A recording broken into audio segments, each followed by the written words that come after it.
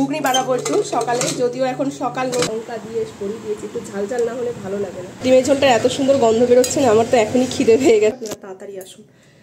তো এখন যাচ্ছি ডাক্তারখানায়। দুটো বেগুনি আর একটা ব্রেড। ওষুধ খাওয়ার আগেই দেখা গেল আমার বড় হার্ট ফেল করে গেল। খুব অশান্তির মধ্যে ছিলাম এই কটা দিন যে ডাক্তার।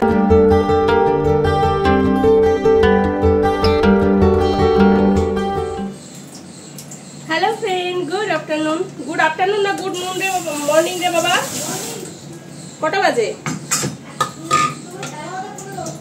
তো good morning, welcome back to my channel Swapnapuran blog. আমি হাজির হয়ে গেছি তোমাদের সামনে আমার এক গুচ্ছ স্বপ্নপূরণের স্বপ্ন নিয়ে। তোমরা সবাই কেমন আছো? আশা করছি ভালো আছো, আমরাও বিন্দাস আছি।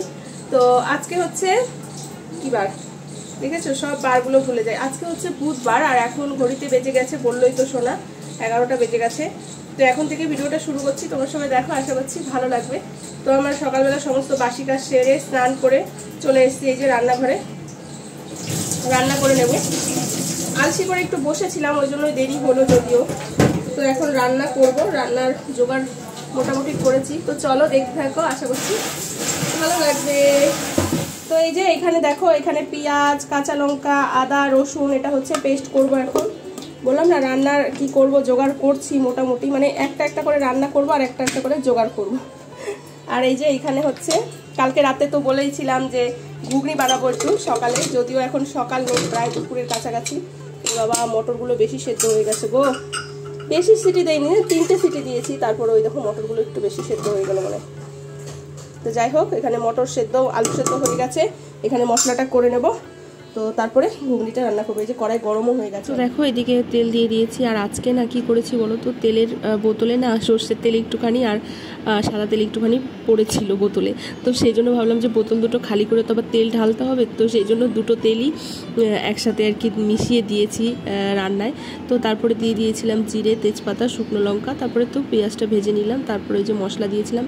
দেখো লঙ্কাটাই না কি সুন্দর সবুজ হয়ে গেছে সম্পূর্ণ মশলা, আর লঙ্কাটা এত ঝাল। কালকে এনেছি দোকান থেকে লঙ্কাটা, ভেবেছিলাম যে লম্বা লম্বা লঙ্কা ঝাল হবে না, কিন্তু বিশ্বাস করো মারাত্মক ঝাল লঙ্কাগুলো। তো সেই জন্য এখানে লঙ্কার গুঁড়োটা আমি বেশি দিলাম না, অল্প করেই দিলাম শুধু কালারের জন্য।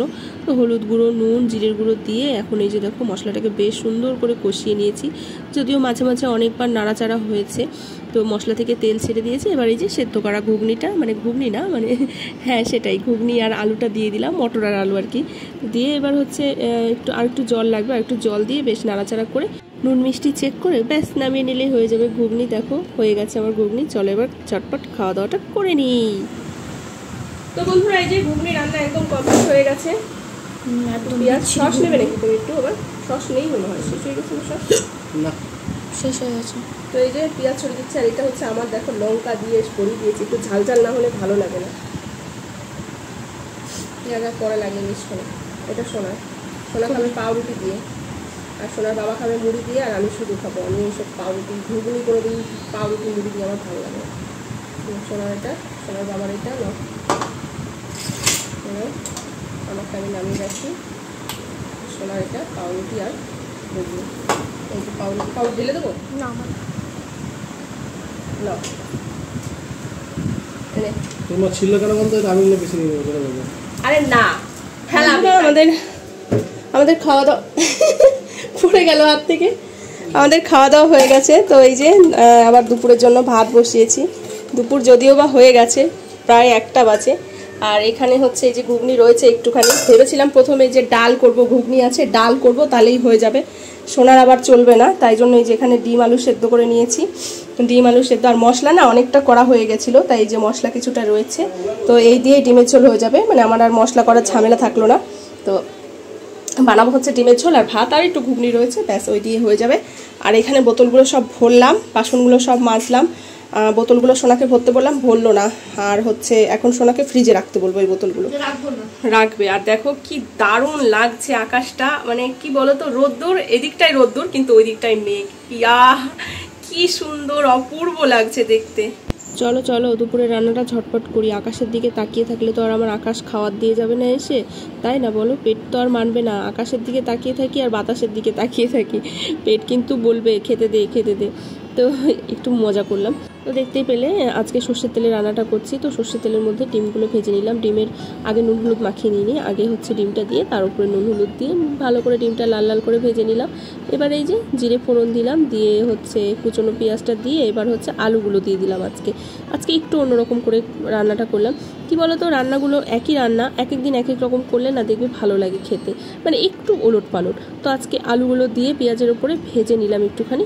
তারপরে এই যে মশলাটা ছিল, যে মশলাটা দিয়ে দিলাম। তারপরে এই যে নুন হলুদ যেগুলো রেগুলার মশলা সেগুলো তো দিতেই হবে, তাই না।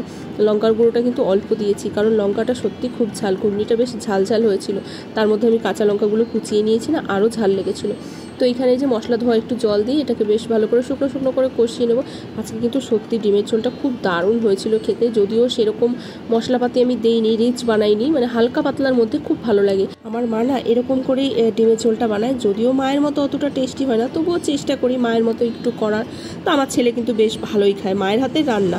তো বন্ধুরা, আমার রান্না বান্না একদম কমপ্লিট। এই যে এখানে ভাত হয়ে গেছে, হাঁড়ি ভর্তি ভাত, আর এখানে তরকারিও হয়ে গেছে। তরকারিটা জাস্ট এখন শুধু ঢালবো, তাহলেই হয়ে যাবে, কারণ যেহেতু সেদ্ধ আলু না, তাড়াতাড়ি হয়ে গেছে তরকারিটা, হয়ে গেছে। ব্যাস তরকারি একদম রেডি। একটু গরম মশলা দেবো, ডিমের ঝোলে দেখবে একটু গরম মশলা দিলে ভালো লাগে খেতে।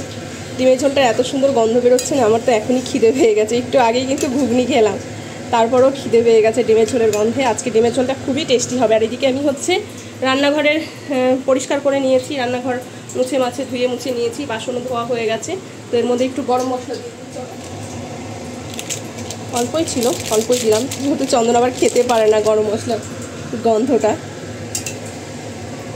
ও ঘুগনি রয়েছে, অসুবিধা নেই, ও ঘুগনি দিয়েই মনে হয় ভাত খাবে, ডিমের ঝোলও লাগবে না। তো যাই হোক, হয়ে গেছে, চলো নামাই এটা।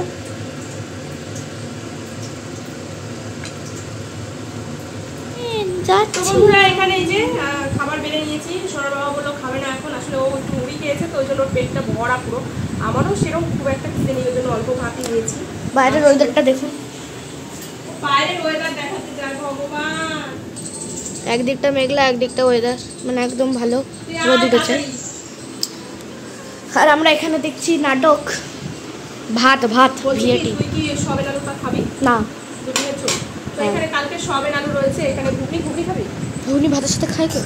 হ্যাঁ, খাওয়া যায়। হ্যাঁ, পাগলের মতো। আর এই যে হচ্ছে পাগলের মতো বলি, ভগবান, এটা বলে পাগলের মতো। আর এই হচ্ছে ডিমের ঝোলটা সত্যি। আর যেটা আমি খাবো, যেটা দিয়ে আমি খাবো ভাত, ভাত দিয়ে খাবো না। ডিম এখন দিও না, ডিম পরে নেবো, কারণ ডিম দেখলেই আমার ডিম শেষ হয়ে যাবে। আর বাবার এই ভাগের ডিমটা আমাকে দিয়ে দিও। হ্যাঁ, মেরে ফাটিয়ে ফেলবো। বাবা খাবে না, সব সময় শুধু বাবার পেটে ব্যথা না? বাবারটা খেয়ে খেয়ে পুরো একদম বাবার ডিম খাবে কেন? বাবার পেটে ব্যথা না? এত ঝাল দিয়েছো কেন? বাবা তো খেতেই পারবে না, বাবাকে আলু সাথে ভাত করে দেবে, তারপর কাঁচা লঙ্কা ছাড়া। তো চলো বন্ধুরা, খেয়ে নিই। আনন্দ সংবাদ। তো বন্ধুরা, দেখতেই পাচ্ছ বৃষ্টি পড়া শুরু হয়েছে। কি যে ভালো লাগছে, সত্যি কথা, ওয়েদারটা ঠান্ডা ঠান্ডা হয়ে যাচ্ছে। আনন্দ সংবাদ। কালকে আমি টিউশন যেতে চাইছিলাম না, তখন একদম রোদ্দুরিতে ছিল।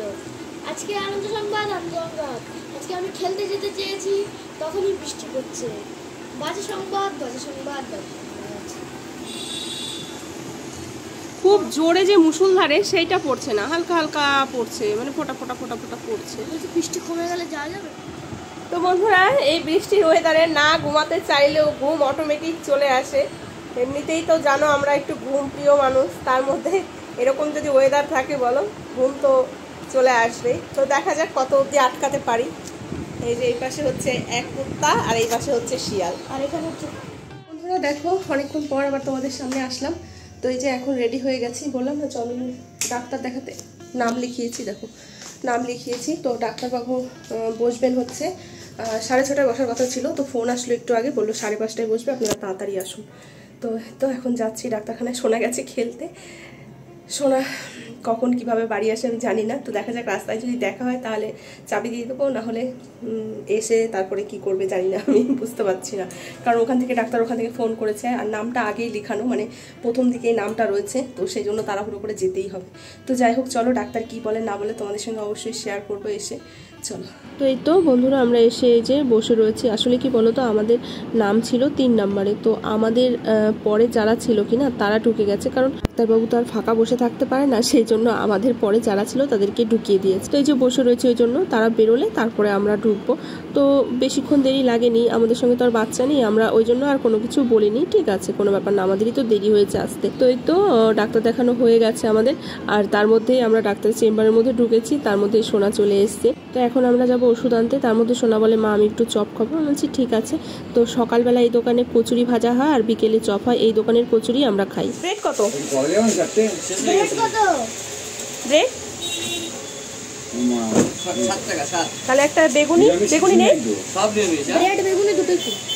দুটো বেগুনি আর একটা ব্রেড, বেগুনি আর একটা ব্রেড, দুটো বেগুনি আর একটা ব্রেড। হ্যাঁ 21 টাকা। এই 1 টাকা নিয়ে যা।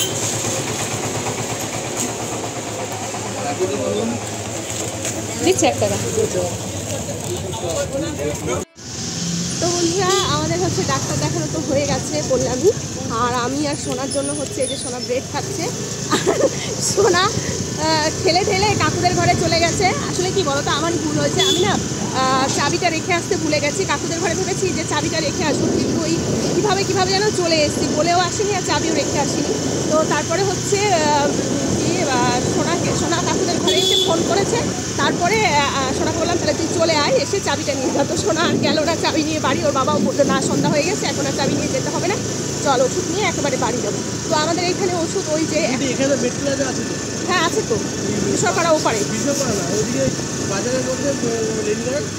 যাই না, যাই হোক ওষুধ নিতে হবে আমাদের এখানে। ওই একটা ওষুধ দিলেও বললো এটা পাওয়া যাবে না এই দোকানে, এখানে আমাদের এখানে, তো এটা অন্য দোকান থেকে দোকানের নাম বলে দিল ডাক্তার। তো সেই দোকানে যাবো ওষুধ।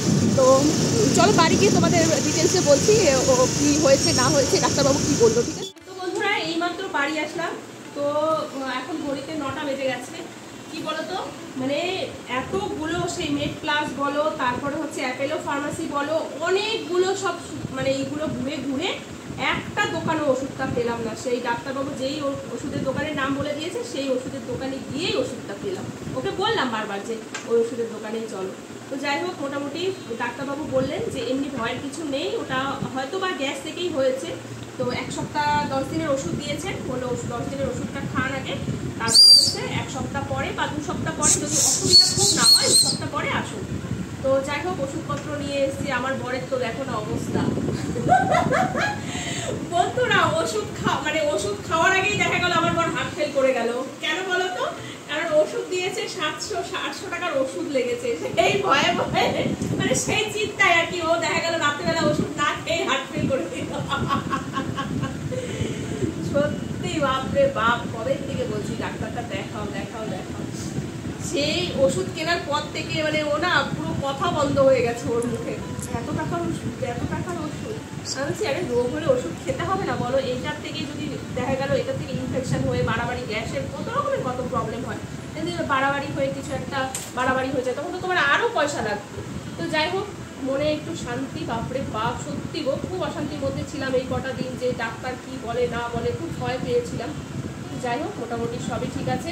তো আসার সময় আর হ্যাঁ ভালো কথা, ডাক্তার বললো ওকে প্রচুর পরিমাণে জল খেতে, ও একদমই জল খায় না। আর জল খাও, সবজি খেতে বললো বেশি করে, তার জন্য সবজি এনেছে খায় না, তাই জন্য না এমনি আসার সময় যে একটা লাউ নিয়ে আসলাম আর হচ্ছে যে পাট শাক নিয়ে আসলাম, 2 আটি টমেটো এই নিয়ে আসলাম। তো যাই হোক চলো এখন আমি চেঞ্জও করিনি। আসলে বাবা ফোন করেছিল, মা ফোন করেছিল, যে চিন্তায় ছিল যে ডাক্তার দেখালো, ডাক্তার কি বললো। তো মা বাবা এইমাত্র ফোন রাখলো। তো আমি এসে মানে বাবা মা ফোন করছে সেই তখন থেকে আমরা স্কুটিতে, তো ধরতে পারিনি, শুনতে পারিনি আওয়াজ। তো এখন ফোন করলো, কথাবার্তা বললাম, তারপরে এই যে এখন জামাটা ছাড়বো। চন্দন এসে স্নান করলো। যাই হোক চলো পরে কথা বলবো, খুব একটা টেনশনের মধ্যে ছিলাম, এখন মাথাটা একটু হালকা হয়েছে। চলো